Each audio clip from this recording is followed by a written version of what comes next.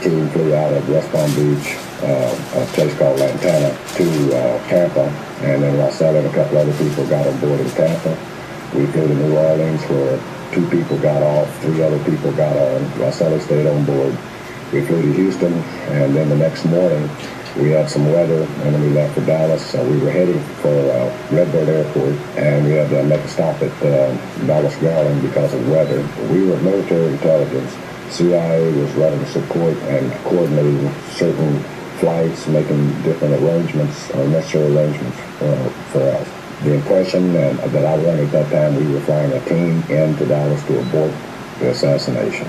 And John Rosella was on board that flight, as well as a couple other Cubans and people that were connected with organized crime in New Orleans.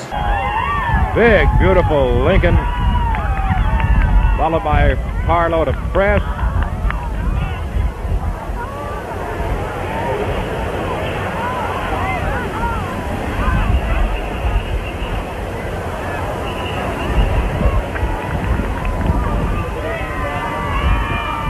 Secret Service men, the car behind. Then comes the Vice President and Mrs. Johnson, Senator Yarborough.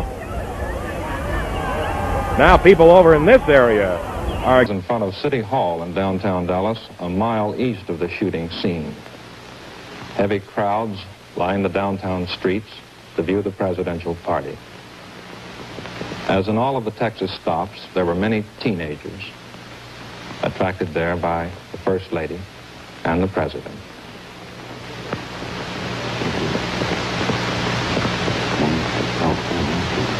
This is Main Street in Dallas. Is this moving west? This is moving west toward the fatal moment.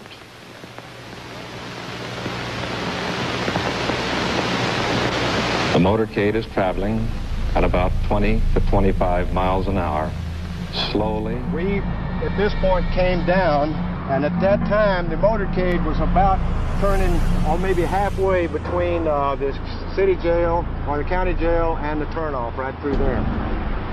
Sergio and I came over here, looked at these light posts here, decided, okay, if we had a shooter, more than likely he would be right along in here, using the left or the right side of these posts as a reference point for timing or whatever. And then we observed the rest of what the motorcade as it came around.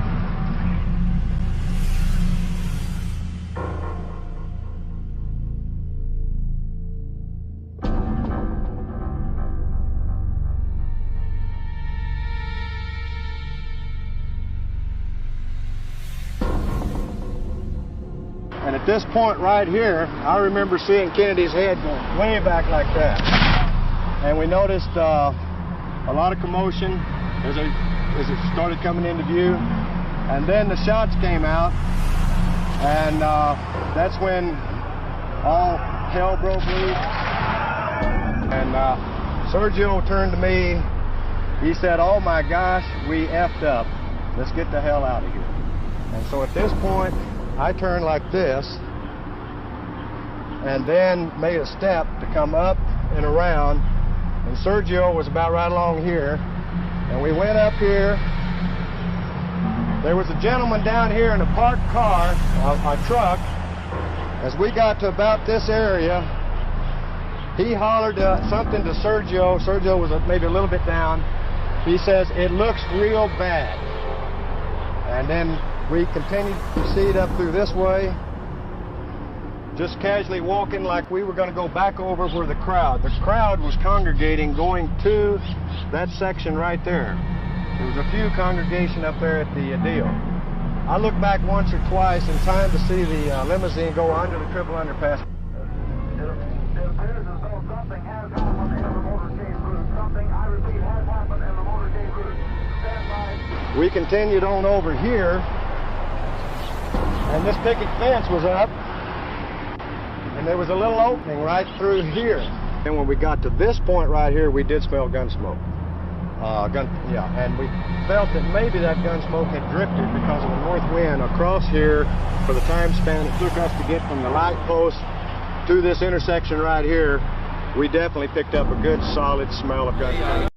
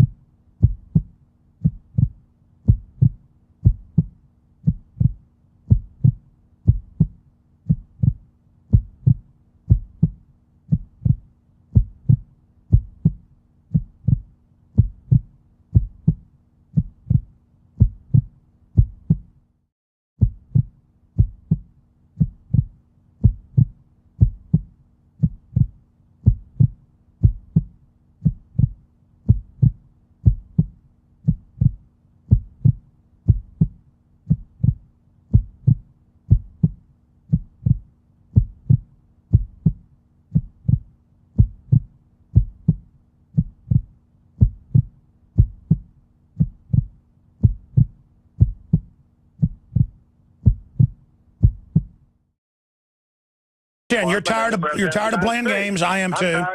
I'm tired of the double talk. We're losing our country. Get off our ass and do something about it. I hear you. We need more people, whistleblowers, to go public, like Michael Hastings said, and they blew his car up.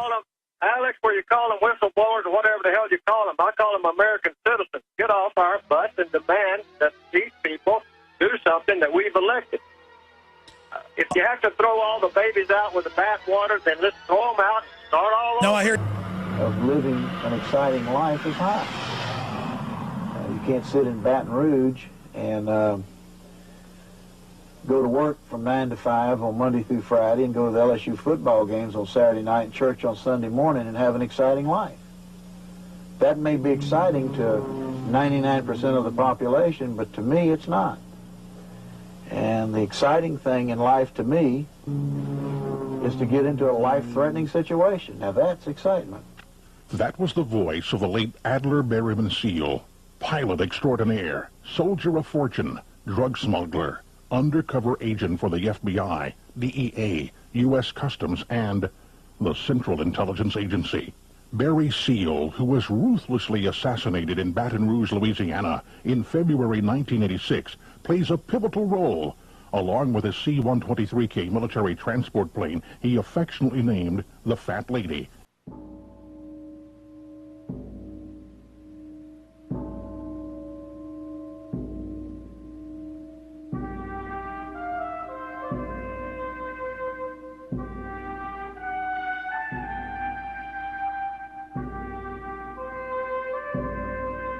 In the 3 years after the murders of President Kennedy and Lee Harvey Oswald, 18 material witnesses died, 6 by gunfire, 3 in motor accidents, 2 by suicide, 1 from a cut throat, 1 from a karate chop to the neck, 3 from heart attacks, and 2 from natural causes.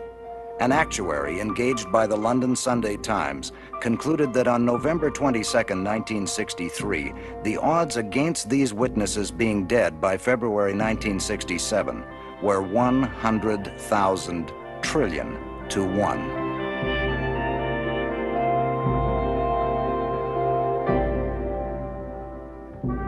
Prophecy in the New Testament of the Bible.